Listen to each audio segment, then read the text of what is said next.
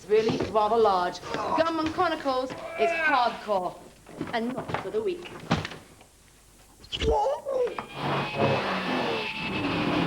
You're fussy. You're demanding. You require perfection. Dreamcast owners, you want a driving game a cut above the rest. Well, have Sega got a peach for you. If you thought that Sony's Gran Turismo was the bomb, then prepare yourself for some of this shell shock. It's money, honey. It's Sega GT. Sega GT is the latest in a long line of Gran Turismo clones, once again suffering from the not-quiteness of other pretenders to the throne. Sony's 1997 Butte is a darn hard act to follow, but Sega could have got more grease in their fingers and passed on some of the corporate sponsors when they were creating this excuse for a driving simulator. It follows the same haggard routine, with a series of licenses opening up racetracks and better cars. Sadly, they've got this amazing machine, and they're no way exploiting the power of the Dreamcast in the same way GT used the feeble PSX. Perhaps they've spread themselves too thinly. The version we're getting is a special Euro mix without the Japanese or most American cars. The developers claim it's to make Brit consumers feel more comfy cozy. But it's our opinion that they're subtly engendering a strict patriotism which might ultimately result in the Third World War. No, really. What this baby has that makes it a cut above the rest is personality. It's a chameleon, it's a stallion, and this thoroughbred is crying out for you. And that is why I'm gonna throw in a little extra, the Carezzo mode, just to keep you sweet. Now, don't forget to tell the big man upstairs, all right, little lady? Perhaps the only redeeming feature of Sega GT is this Frankenstein's laboratory that would bring a mist to the eye of anyone who thinks scrap heap challenges entertaining television. In this shed, you can piece together your very own cut and shut. Then you can test the soldering iron against the prefabbed cars on the track. Cast all your virtual driving experience aside and condescend to the control level of Sega GT, and you might just get into it. But don't expect a white-knuckle ride. It's more an exercise in twiddling your thumbs. A given course takes a full 2 seemingly endless minutes and 24. You didn't crash, you crawled along, ass dragging on asphalt. You can just taste the life seconds as they drain out of you. After the first 2 unchallenging hours of play, you convince yourself that what's happening is growing on you, and you dig the continuous guitar solos of the techno-based rock. No, this is a psychological phenomenon called cognitive dissonance, a response soldiers have after blowing away villages. Do not fall prey and plonk out the dough. Sega GT is a lemon. And because you're such a pretty baby, I'm gonna give you a couple of mini games. Thou shalt not lie about crap games. Okay. It may frustrate the uninitiated chump initially, but Sega GT, once you play it for a while, you'll discover that it's a really dull game indeed. It's not a Hot Rod Lincoln. It's a nice bunch of tire marks. Here to give you the skids right now.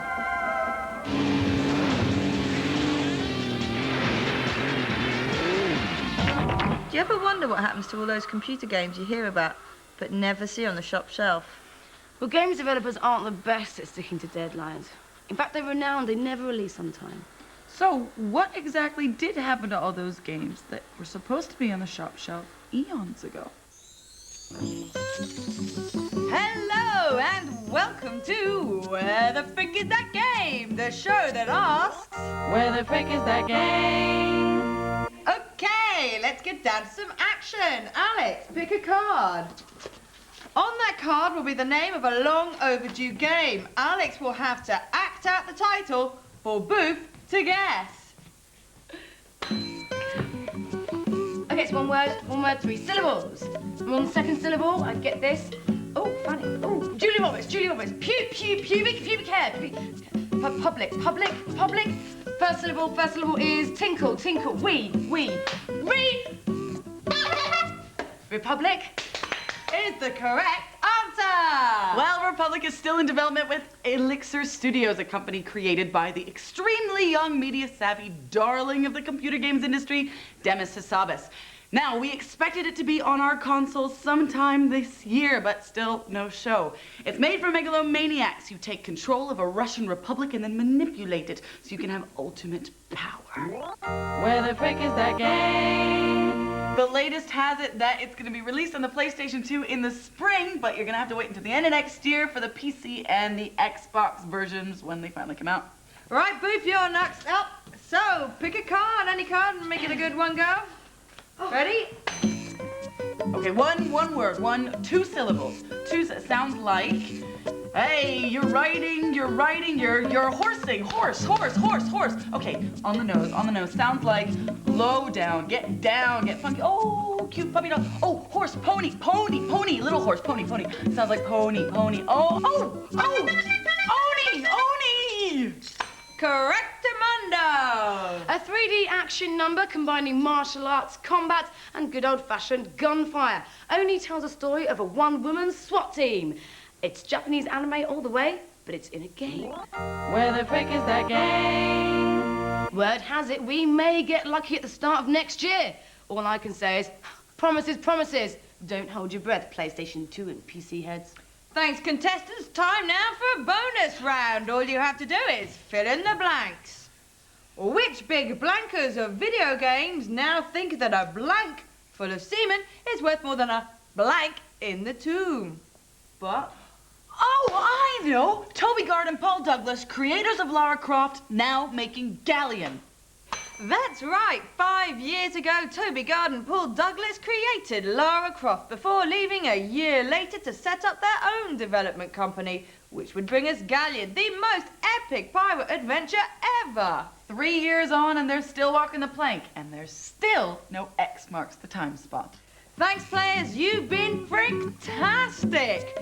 And we'll tell you more about the games as and when. Well done, Alex. You've won yourself some invaluable game footage.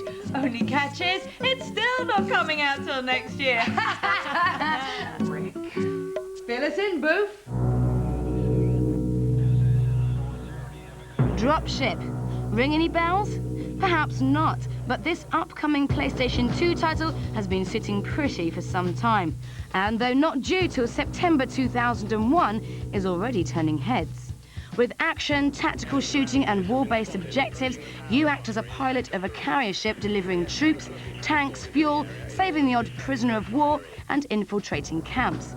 A variety of missions means objectives can be offensive, requiring basic shoot-'em-up skills, while sometimes you've got to lower your nukes and think peace man in the more defensive or protective operations. What's really rather impressive is how the game utilizes some of the PlayStation 2's newfangled beef, which is in part to generate infinite lengths of landscape. This means developers can rethink how much they can pack into a game. The result here being a world that's 40 by 40 kilometers wide and 5 kilometers high. One mission requires you to snake your way through a narrow canyon to reach a bridge and blow it up before enemy tanks reach it. Ah, the stuff of boyhood dreams. Good work, pilot. Return to base. The game is still in very early code, but what the hey, button up, old boy, and stop blubbering. Dropship looks like one damn impressive war-based game. One for all the family. So go on, let Grandad have a go before he starts reminiscing about the war. Now we never had shoes. See, what I'm doing with this piece is I'm urging people to punctuate using large... Join us after the break, where we'll be spewing up a load of this. Angel to Razor, checking in. All lights are green. We are ready to jump. Razor to all ships. Jumping on my mark. Keep your eyes open and your mouths shut. See you on the other side.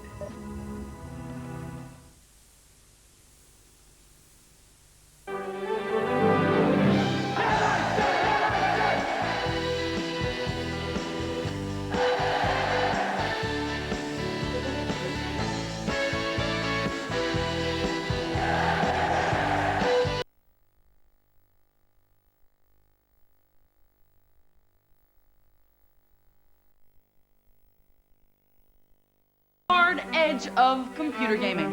Coming up, we'll be critiquing the new episodic game Halcyon Sun And we'll be giving you the details on all our frightening hopefuls who made it through to the Geek Watch UK finals. But first, we're going to take a look at some of the titles that you can buy right now on the shop shelf. And if you're not sure what to spend your moolah on this week, then pay attention!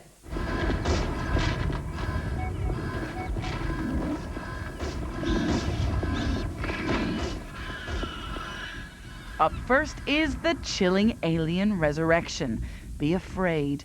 Be very afraid. Alien Resurrection is possibly the scariest piece of interactive cinema to hit the consoles this year. And it's not just because the acting's so bad and the film was dreadful. Throbbing with goo and heartbeats, this is cack your pants into duffel bag-sized thrills. A first-person shooter with a pulse. It does the old gray box proud. It's on your PlayStations.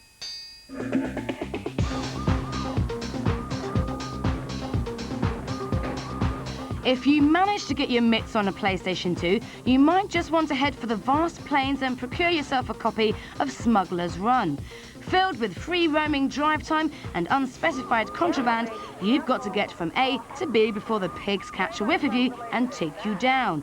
A novel take on the driving game. After so long a wait, we didn't think it would actually happen. At long last, the boy in denim and brown leather has arrived in the Super Shenmue. This tells the traditional tale of revenging Dad's death, but it does it in a truly remarkable way. Part adventure, part beat 'em up, and fully interactive, it is the reason to buy a Dreamcast.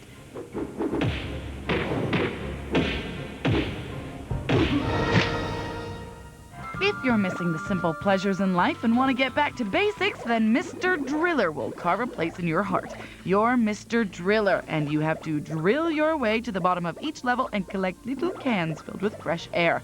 Daft but dangerously addictive. Out in the Dreamcast, the PlayStation, and even the little feller, the Game Boy Color. And finally, if you are in need of a power fix on your PC, then Civilization Call to Power 2 is ready and willing. You're a control freak and Lex Luthor is your main man. Get rid of those megalomaniacal tendencies and some simple interactive entertainment. Civilization Call to Power 2 is the third in the best-selling strategy game series, contrary to its title. The difference this time is that you're ruling from on high, in your empire built in the sky instead of state representation on the ground level. Personally, I find scrabbling through space about as appealing as being hung above a field of sewage by my knicker-elastic. But obviously, motion sickness isn't a problem for everyone else, as they brought out a new dogfights in space sim for your PC. It's called Halcyon Sun. Peacemaker to Doomsayer, let's keep our distance. Missile status? I'm all out. Used them up on the rest of our Nelida friends squadron. Gun magazine's full, though. Same here, so we do this the hard way. First run's mine, cover me. Set in some far-off dystopic future when man is still struggling to get along, two enemy races, the Indani and the Carolan, ally together against a third race, the invading Nolida.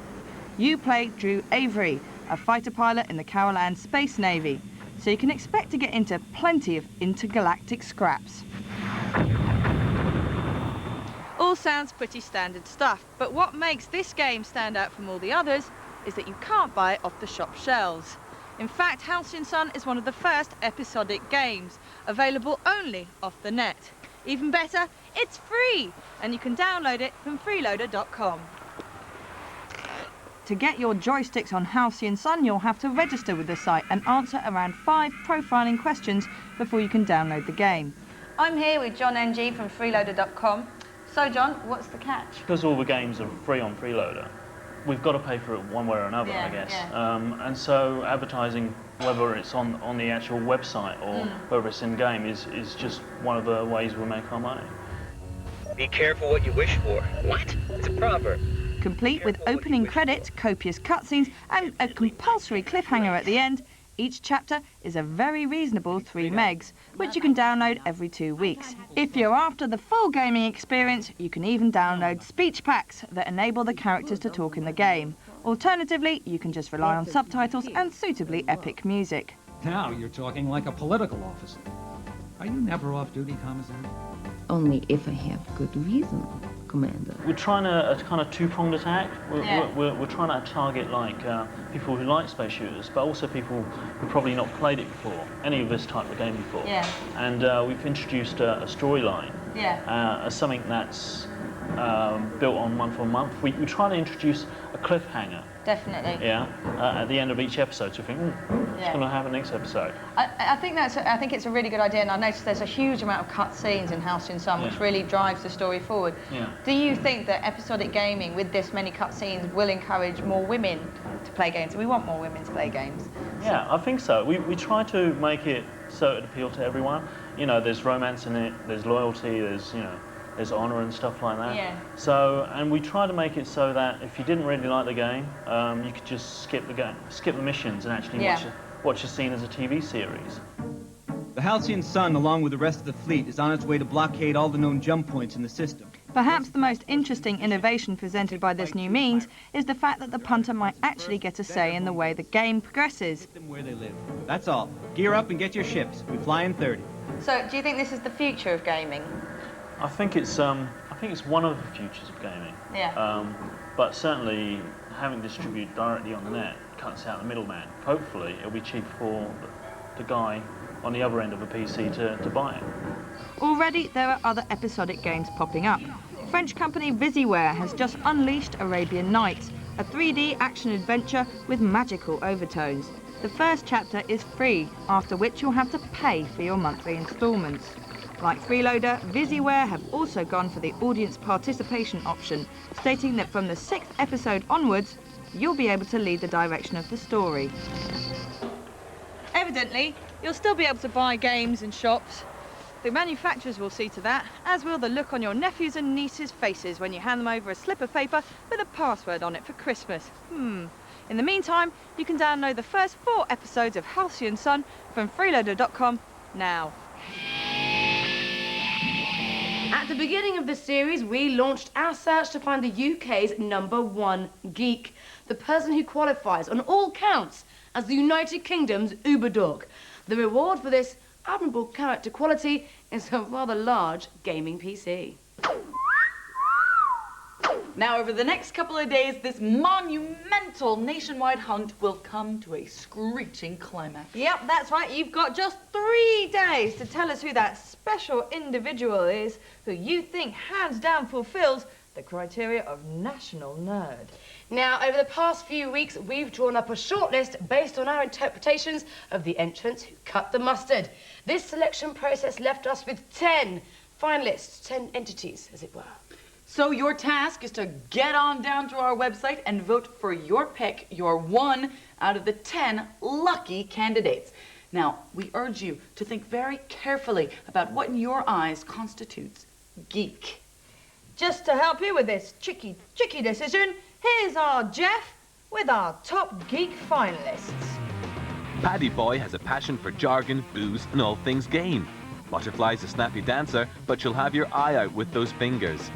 Ian Rennie's the Scientology freak who found love online. The Wing Commander uses a digital projector to play Mario Kart cinema style. Night Owl John Clark is a bit of a sci-fi fan. Computer is life. Good-looking Lawrence still needs his mum to zip him up. Daniel Johnson has collected every item in Final Fantasy VII. Retroplan Kens has been gaming forever. Gerard studies artificial intelligence and has even created his own friends. To understand Peter the Codebreaker, you'll have to crack his code yourself. So go now and vote and make a hardcore geek a happy geek. Next up is the competition. So what's on offer tonight then? Well, Alex, tonight you and 3 of your friends can win a day out paintballing courtesy of Star Wars Demolition.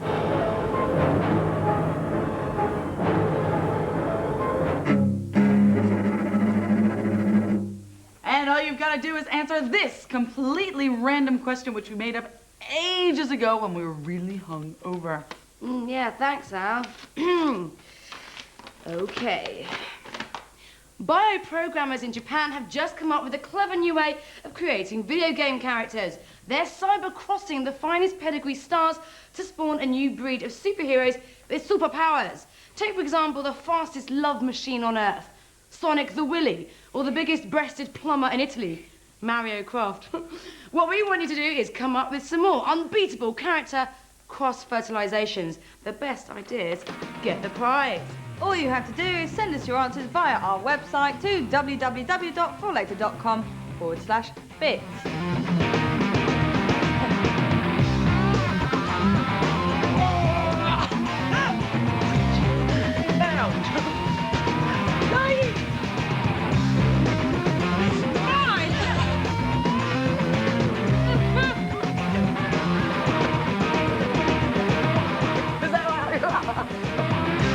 Beware, coward.